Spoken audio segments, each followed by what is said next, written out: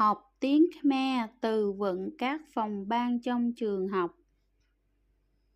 បន្ទប់នាយកសាលា phòng hiệu trưởng. បន្ទប់នាយករង phòng phó hiệu trưởng.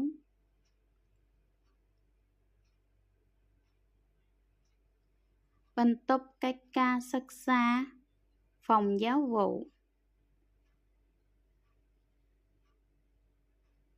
បន្ទប់រដ្ឋបាល phòng hành chính.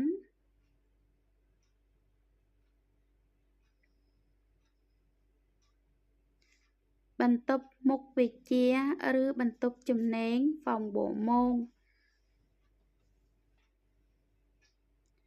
បន្ទប់ប្រជុំ phòng họp.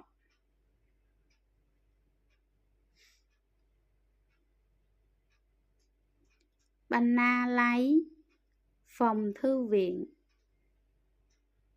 បន្ទប់ពិសោធន៍ phòng thực hành hoặc thí nghiệm. បន្ទប់ computer phòng tin học.